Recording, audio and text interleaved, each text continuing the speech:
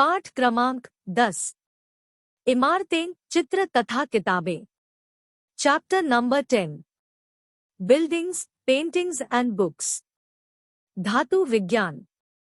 प्राचीन भारतीय धातु वैज्ञानिकों ने विश्व धातु विज्ञान के क्षेत्र में प्रमुख योगदान दिया है। पुरातात्विक खुदाई ने यह दर्शाया है कि हड़प्पावासी कुशल शिल्पी थे और उन्हें तांबे के धातुकर्म, धातु शोधन की जानकारी थी। उन्होंने तांबे और टिन को मिलाकर कांसा भी बनाया था। जहां हड़प्पावासी कांस्य युग से जुड़े थे, वहीं उनके उत्तराधिकारी लौह युग से संबद्ध थे।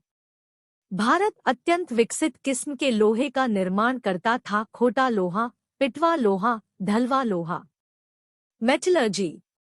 Ancient Indian metallurgists made major contributions to the metallurgical history of the world. Archaeological excavations have shown that the Harappans were master craftsmen and had knowledge of copper metallurgy. They even manufactured bronze by mixing copper and tin. While the Harappans belonged to the Bronze Age, their successors belonged to the Iron Age. India produced highly advanced types of iron: forged iron, wrought iron and cast iron. लौह स्तंभ। महरौली, दिल्ली में कुतुब मीनार के परिसर में खड़ा यह लौह स्तंभ भारतीय शिल्पकारों की कुशलता का एक अद्भुत उदाहरण है। इसकी ऊंचाई 7.2 मीटर और वजन 3 टन से भी ज्यादा है। इसका निर्माण लगभग 1500 साल पहले हुआ। इसके बनने के समय की जानकारी हमें इस पर खुदे अभिलेख से मिलती है।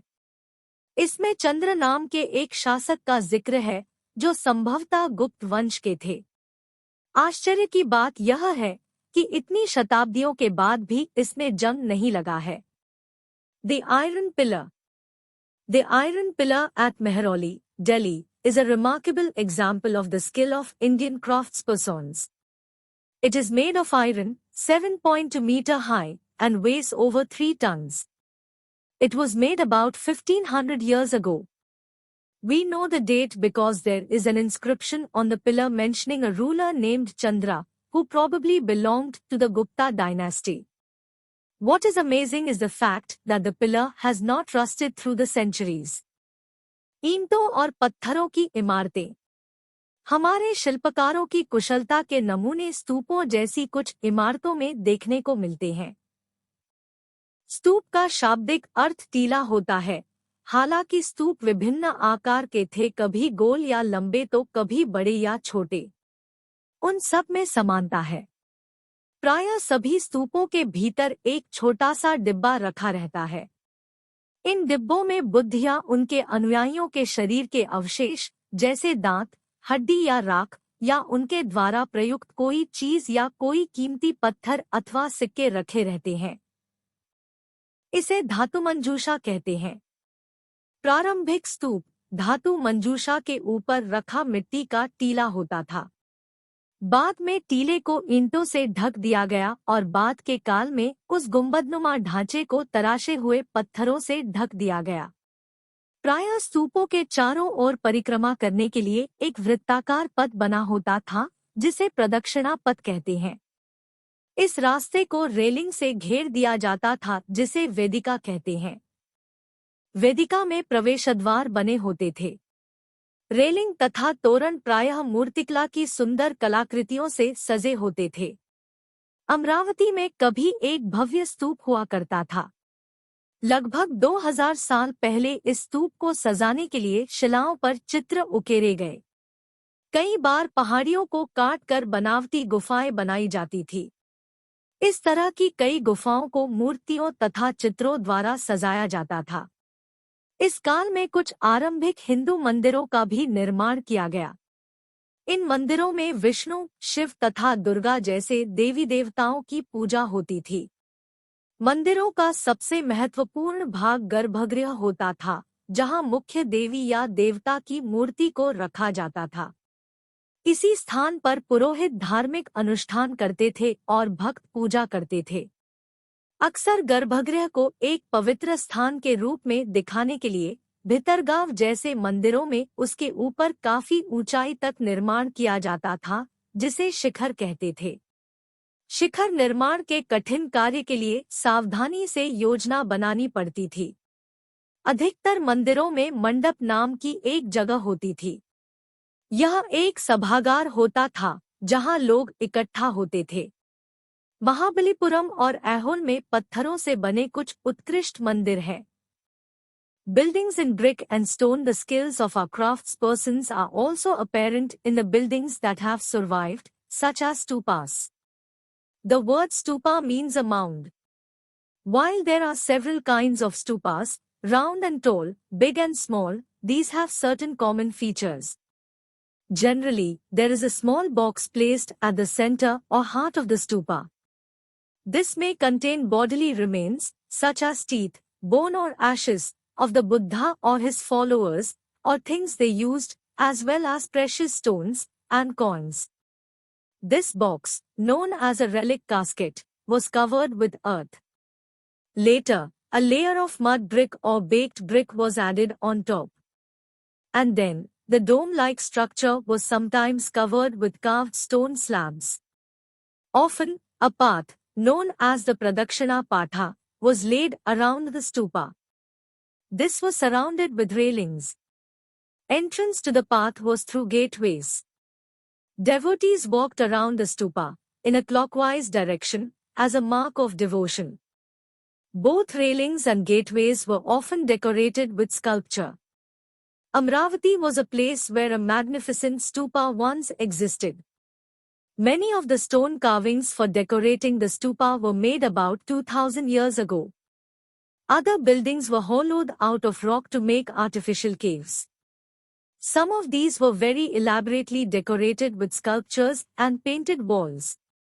Some of the earliest Hindu temples were also built at this time. Deities such as Vishnu, Shiva, and Durga were worshipped in these shrines. The most important part of the temple was the room known as the Garbhagriha, where the image of the chief deity was placed. It was here that priests performed religious rituals, and devotees offered worship to the deity. Often, as at Bhitargao, a tower, known as the Shikhra, was built on top of the Garbhagriha, to mark this out as a sacred place. Building Shikhras required careful planning. Most temples also had a space known as the Mandapa. It was a hall where people could assemble. Some of the finest stone temples were built in Mahabalipuram and Aihole. Sanchi का महान स्तूप, मध्य प्रदेश। इस तरह के स्तूपों का निर्माण कई सौ सालों तक चलता रहा। इस स्तूप में ईंटों का प्रयोग संभवतः अशोक के ज़माने का है, जबकि रेलिंग और प्रवेशद्वार बाद के शासकों के काल में जोड़े गए। The Great Stupa at Sanchi, Madhya Pradesh. Stupas like this one were built over several centuries. While the brick mound probably dates to the time of Ashoka, the railings and gateways were added during the time of later rulers. Amravati की एक शिल्पकृति. Sculpture from Amravati. Uttar Pradesh के भितरगांव का एक आरंभिक मंदिर, यह लगभग 1500 साल पहले पकी ईंट और पत्थरों से बनाया गया था। An early temple at Bhitargao, Uttar Pradesh.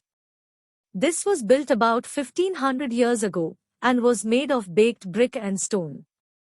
Mahabalipuram के एकाश्मिक मंदिर, इनमें से प्रत्येक मंदिर एक ही विशाल पहाड़ी को तराश कर बनाया गया है। इसीलिए इन्हें एकाश्म मोनोलिथ कहा गया है। ईंटों से बनाए जाने वाले मंदिरों से यह बिल्कुल भिन्न होते थे।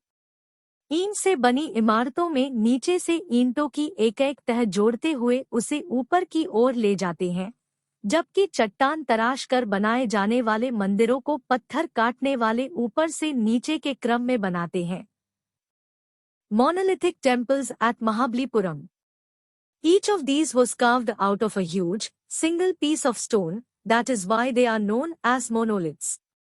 While brick structures are built up by adding layers of bricks from the bottom upwards, in this case the stone cutters had to work from top downwards.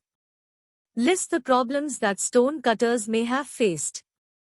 Aihole का दुर्गा मंदिर, यह लगभग 1400 साल पहले बनाया गया था।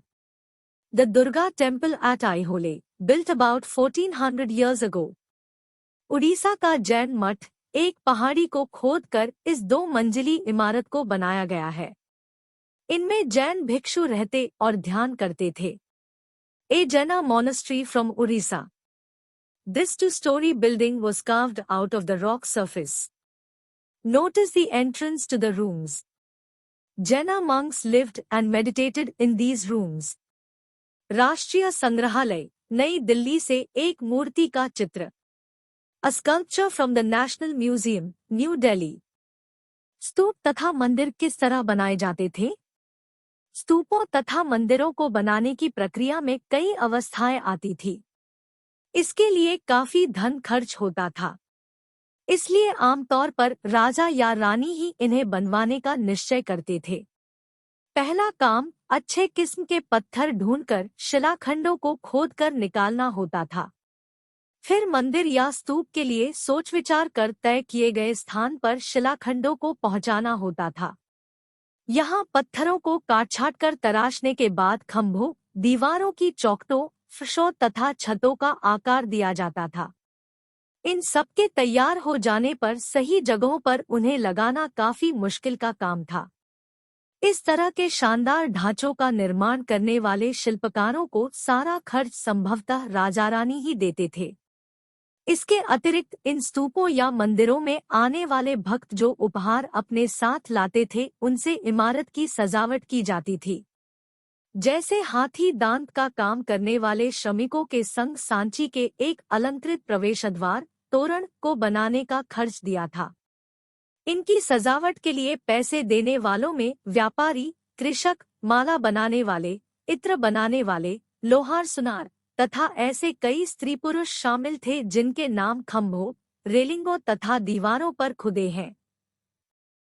How were stupas and temples built? There were several stages in building a stupa or a temple. Usually, kings or queens decided to build these as it was an expensive affair. First, good quality stone had to be found, quarried, and transported to the place that was often carefully chosen for the new building. Here, these rough blocks of stone had to be shaped and carved into pillars and panels for walls, floors, and ceilings. And then these had to be placed in precisely the right position. Kings and queens probably spent money from their treasury to pay the craftspersons who worked to build these splendid structures. Besides, when devotees came to visit the temple or the stupa, they often brought gifts, which were used to decorate the buildings. For example, an association of ivory workers paid for one of the beautiful gateways at Sanchi. Among the others who paid for decorations were merchants, farmers, garland makers, perfumers, smiths, and hundreds of men and women who are known only by their names which were inscribed on pillars, railings and walls. So when you get a chance to visit any of these buildings, remember how several hundreds of people probably worked to construct and decorate them. चित्रकला। अजंता वह जगह है जहाँ के पहाड़ों में सैकड़ों सालों के दौरान कई गुफाएं खोदी गई। इनमें से ज्यादातर बौद्ध भिक्षुओं के लिए बनाए गए विहार थे। इनमें से कुछ को चित्रों द्वारा सजाया गया था। यहाँ इनके कुछ उदाहरण दिए गए हैं। गुफाओं के अंदर अंधेरा होने की वजह से अधिकांश चित्र मशालों की रोशनी में बनाए गए थे। इन चित्रे के रंग 1500 साल बाद भी चमकदार हैं। ये रंग पौधों तथा खनिजों से बनाए गए थे। इन महान कृतियों को बनाने वाले कलाकार अज्ञात हैं। Ajanta is a place where several caves were hollowed out of the hills over centuries. Most of these were monasteries for Buddhist monks, and some of them were decorated with paintings. Here are some examples. As the caves are dark inside, most of these paintings were done in the light of torches. The colors, which are vivid even after 1500 years, were made of plants and minerals. The artists who created these splendid works of art remain unknown. पुस्तकों की दुनिया। इस युग में कई प्रसिद्ध महाकाव्यों की रचना की गई। इन उत्कृष्ट रचनाओं में स्त्री पुरुषों की वीरगाथाएं तथा देवताओं से जुड़ी कथाएं हैं। करीब 1800 साल पहले एक प्रसिद्ध तमिल महाकाव्य सिलप्पदिकारम की रचना इलांगो नामक कवि ने की। इसमें कोवलन नाम के एक व्यापारी की कहानी है। वह पुहार में रहता था। अपनी पत्नी कन्नगी की उपेक्षा कर वह एक नर्तकी माधवी से प्रेम करने लगा। बाद में वह और कन्नगी पुहार छोड़कर मदुरै चले गए। वहां पांड्य राजा के दरबारी जौहरी ने कोवलन पर चोरी का झूठा आरोप लगाया, जिस पर राजा ने उसे प्राणदंड दे दिया। कन्नगी, जो अभी भी उससे प्रेम करती थी, इस अन्याय के कारण दुख और रोष से भर गई। उसने मदुरै शहर का विनाश कर डाला। एक और तमिल महाकाव्य मणिमेखलाई को करीब 1400 साल पहले सत्तनार द्वारा लिखा गया। इसमें कोवलन तथा माधवी की बेटी की कहानी है। ये रचनाएं कई सदियों पहले ही खो गई थी। उनकी पांडुलिपियां दोबारा लगभग 100 साल पहले मिली। अन्य लेखक जैसे कालिदास, जिन्होंने संस्कृत में मेघदूत जैसी गाथा कविता की रचना की है। The world of books. Some of the best-known epics were written during this period. Epics are grand, long compositions about heroic men and women and include stories about gods. A famous Tamil epic, the Silappadigaram, was composed by a poet named Ilango around 1800 years ago. It is the story of a merchant named Kovalan, who lived in Fuhar and fell in love with a courtesan named Madhavi, neglecting his wife Kannagi. Later, he and Kannagi left Fuhar and went to Madurai, where he was wrongly accused of theft by the court jeweler of the Pandya king. The king sentenced Kovalan to death. Kannagi, who still loved him, was full of grief and anger at this injustice, and destroyed the entire city of Madurai. Another Tamil epic, the Manimekalai, was composed by Sattanar around 1400 years ago. This describes the story of the daughter of Kovalan and Madhavi. These beautiful compositions were lost to scholars for many centuries, till their manuscripts were rediscovered about 100 years ago.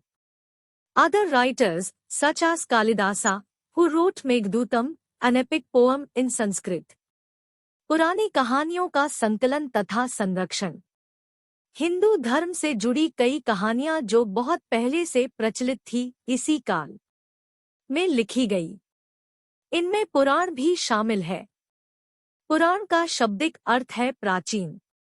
पुराणों में विष्णु, शिव, दुर्गा या पार्वती जैसे देवी देवताओं से जुड़ी कहानियां हैं। इनमें इन देवी देवताओं की पूजा की विधियां दी गई है। इसके अतिरिक्त इनमें संसार की सृष्टि तथा राजाओं के बारे में भी कहानियां हैं। अधिक पुराण सरल संस्कृत श्लोक में लिखे गए हैं, जिससे सब उन्हें सुन और समझ सके। पुराणों का पाठ पुजारी मंदिरों में किया करते थे, जिसे लोग सुनने आते थे। दो संस्कृत महाकाव्य महाभारत और रामायण लंबे अरसे से लोकप्रिय रहे हैं। तुममें से भी कुछ बच्चे इन कहानियों से परिचित होंगे। महाभारत कौरवों और पांडवों के बीच युद्ध की कहानी है। इस युद्ध का उद्देश्य पुरुवंश की राजधानी हस्तिनापुर की गद्दी प्राप्त करना था। यह कहानी तो बहुत ही पुरानी है, पर आज इसे हम जिस रूप में जानते हैं, वह करीब 1500 साल पहले लिखी गई। माना जाता है कि पुराणों और महाभारत दोनों को ही व्यास नाम के ऋषि ने संकलित किया था। महाभारत में भगवद गीता भी है। रामायण की कथा कौशल के राजकुमार राम के बारे में है। उनके पिता ने उन्हें वनवास दे दिया था। वन में उनकी पत्नी सीता का लंका के राजा रावण ने अपहरण कर लिया था।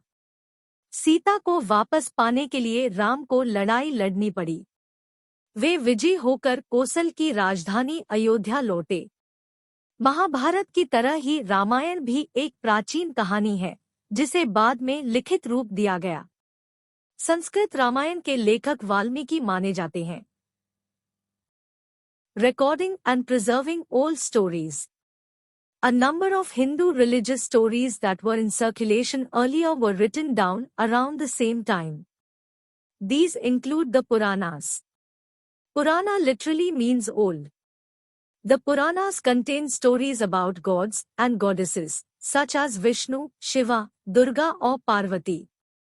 They also contain details on how they were to be worshipped. Besides, there are accounts about the creation of the world and about kings. The Puranas were written in simple Sanskrit verse and were meant to be heard by everybody. They were probably recited in temples by priests, and people came to listen to them. Two Sanskrit epics, the Mahabharata and Ramayana, had been popular for a very long time. Some of you may be familiar with these stories. The Mahabharata is about a war fought between the Kauravas and Pandavas, who were cousins. This was a war to gain control of the throne of the Kurus and their capital, Hastinapura. The story itself was an old one, but was written down in the form in which we know it today, about 1500 years ago.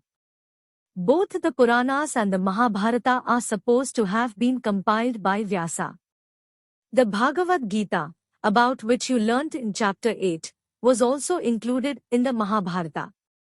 The Ramayana is about Rama, a prince of Kosala, who was sent into exile.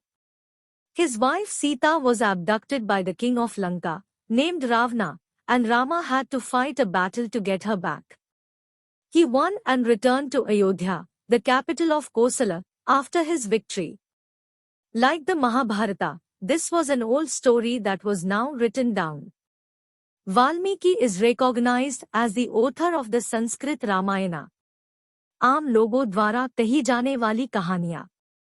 आम लोग भी कहानियाँ कहते थे, कविताओं और गीतों की रचना करते थे, गाने गाते थे, नाचते थे और नाटकों को खेलते थे। इनमें से कुछ तो इस समय के आसपास जातक और पंचतंत्र की कहानियों के रूप में लिखकर सुरक्षित कर लिए गए। जातक कथाएं तो अक्सर स्तूपों की रेलिगो तथा अजंता के चित्रे में दर्शाई जाती थी। Stories told by ordinary people. Ordinary people also told stories, composed poems and songs, sang, danced, and performed plays. Some of these are preserved in collections of stories, such as the Jathakas and the Panchtantra, which were written down around this time. Stories from the Jathakas were often shown on the railings of stupas and in paintings in places such as Ajanta. विज्ञान की पुस्तकें। इसी समय गणितज्ञ तथा खगोलशास्त्री आर्यभट्ट ने संस्कृत में आर्यभट्टियम नामक पुस्तक लिखी। इसमें उन्होंने लिखा कि दिन और रात पृथ्वी के अपनी धुरी पर चक्कर काटने की वजह से होते हैं, जबकि लगता है कि रोज सूर्य निकलता है और डूबता है। उन्होंने ग्रहण के बारे में भी एक वैज्ञानिक तर्क दिया। उन्होंने वृत्त की परिधि को मापने की भी विधि ढूंढ निकाली, जो लगभग उतनी ही सही है जितनी कि आज प्रयुक्त होने वाली विधि। वराहमिहिर, ब्रह्मगुप्त और भास्कराचार्य कुछ अन्य गणितज्ञ और खगोलवेत्ता थे जिन्होंने कई खोजें की। इनके बारे में और पता लगाएं। Writing books on science. This was also the time when Aryabhatta, a mathematician and astronomer, wrote a book in Sanskrit known as the Aryabhatiyam. He stated that day and night were caused by the rotation of the earth on its axis, even though it seems as if the sun is rising and setting every day. He developed the scientific explanation for eclipses as well. He also found a way of calculating the circumference of a circle, which is nearly as accurate as the formula we use today. Varahamihira, Brahmagupta and Bhaskaracharya were some other mathematicians and astronomers who made several discoveries. Try and find out more about them. शून्य। अंकों का प्रयोग पहले से होता रहा था, पर अब भारत के गणितज्ञों ने शून्य के लिए एक नए चिन्ह का आविष्कार किया। गिनती की यह पद्धति अरबों द्वारा अपनाई गई और तब यूरोप में भी फैल गई। आज भी यह पूरी दुनिया में प्रयोग की जाती है। रोम के निवासी शून्य का प्रयोग किए बगैर गिनती करते थे। 0. While numerals had been used earlier, mathematicians in India now invented a special symbol for 0. This system of counting was adapted by the Arabs and then spread to Europe. It continues to be in use throughout the world. Ayurveda चिकित्सा। आयुर्वेद विज्ञान की एक विख्यात पद्धति है जो प्राचीन भारत में विकसित हुई। प्राचीन भारत में आयुर्वेद के दो प्रसिद्ध चिकित्सक थे, चरक प्रथम द्वितीय शताब्दी ईस्वी और सुश्रुत चौथी शताब्दी ईस्वी। चरक द्वारा रचित चरक संहिता औषधिशास्त्र की एक उल्लेखनीय पुस्तक है। अपनी रचना सुश्रुत संहिता में सुश्रुत ने शल्य चिकित्सा की विधियों का विस्तृत वर्णन किया है। Ayurveda. Ayurveda is a well-known system of health science that was developed in ancient India. The two famous practitioners of Ayurveda in ancient India were Charaka, 1st-2nd century CE, and Sushruta, c. 4th century CE. Charak Sanhita, written by Charak, is a remarkable book on medicine. In his treatise, Susruta Sanhita, Sushruta speaks about elaborate surgical procedures. कुछ महत्वपूर्ण तिथियां। स्तूप निर्माण की शुरुआत 2300 साल पहले। अमरावती 2000 साल पहले। कालिदास 1600 साल पहले। लौह स्तंभ, भितरगांव का मंदिर, अजंता की चित्रकारी, आर्यभट्ट 1500 साल पहले। दुर्गा मंदिर 1400 साल पहले। Some important dates. Beginning of stupa building, 2300 years ago. Amravati, 2000 years ago. Kalidasa, 1600 years ago. Iron pillar, temple at Bhitargao, paintings at Ajanta, Aryabhatta, 1500 years ago. Durga temple, 1400 years ago. तिथियों पर एक नजर। इस पूरी पुस्तक में हमने वर्ष 2000 को शुरुआती बिंदु के रूप में रखकर घटनाओं प्रक्रियाओं के होने की अनुमानित तिथियों की जानकारी दी है। पर अन्य पुस्तकें जो तुम पढ़ते होगे उनमें तिथियां अलग तरह से लिखी होंगी। इस पुस्तक में इन तिथियों के पहले करीब या लगभग लिखा गया है। जैसे कि पुरापाषाण युग अध्याय 2 के लिए तिथियां लाखों वर्ष पहले के रूप में लिखी गई है। मेहरगढ़ अध्याय 2 में कृषि तथा पशुपालन की शुरुआत की तिथि लगभग 6000 ई.शून्य दी गई है। हड़प्पा के नगरों का विकास लगभग 2700 से 1900 ई.शून्य के बीच। ऋग्वेद की रचना का काल लगभग 1500 से 1000 ई.शून्य के बीच। महाजनपदों तथा गंगा के मैदानी इलाकों में नगरों का विकास तथा उपनिषद, जैन धर्म तथा बौद्ध धर्म से जुड़े विचारों का उदय लगभग 500 ई.शून्य। पश्चिमोत्तर में सिकंदर का आक्रमण लगभग 327 से 325 ई.शून्य। चंद्रगुप्त मौर्य का राजा बनना लगभग 321 ई.शून्य। अशोक का शासन काल लगभग 272 या 268 ई.शून्य से 231 ई.शून्य के बीच। संगम साहित्य की रचना लगभग 300 ई.शून्य से 300 ई.शून्य। कनिष्क का शासन लगभग 78 से 100 ई. गुप्त साम्राज्य की स्थापना लगभग 320 ई. वल्लभी की परिषद में जैन साहित्य का संकलन लगभग 512 या 521 ई.शून्य। हर्षवर्धन का शासन 606 से 647 ई.शून्य। चीनी यात्री श्वेन त्सांग का भारत आगमन 630 से 643 ई.शून्य। पुलकेशिन टू का शासन 609 से 642 ई.शून्य। कुछ घटनाओं के लिए जैसे कि अशोक के शासन की शुरुआत की तिथि के रूप में तुम्हें एक से अधिक तिथियां देखने को मिल सकती हैं। ऐसा इसलिए है क्योंकि इतिहासकार इस बात पर एकमत नहीं हो पाए हैं कि सही तिथि क्या है। A quick look at dates. Throughout the book, we have used approximate dates to give you a rough idea of when events processes took place, using the year 2000 as our starting point. Generally, the letter C dot, which stands for the Latin word circa, meaning approximate, is used for such dates. You will find dates written differently in other books that you may use. For instance, for the Paleolithic period, Chapter 2, dates may be mentioned in terms of millions of years ago, written as MYA. The beginning of farming and herding at Mehergarh, Chapter 2, dates to c. 6000 BC or BCE. The Harappan cities flourished between c. 2700 and 1900 BCE. The Rigveda was composed between c. 1500 and 1000 BCE. Mahajanabdas and cities developed in the Ganga Valley, and new ideas associated with the Upanishads, Jainism and Buddhism emerged c. 500 BCE. Alexander invaded the northwest c. 327 to 325 BCE. Chandragupta Maurya became king c. 321 BCE.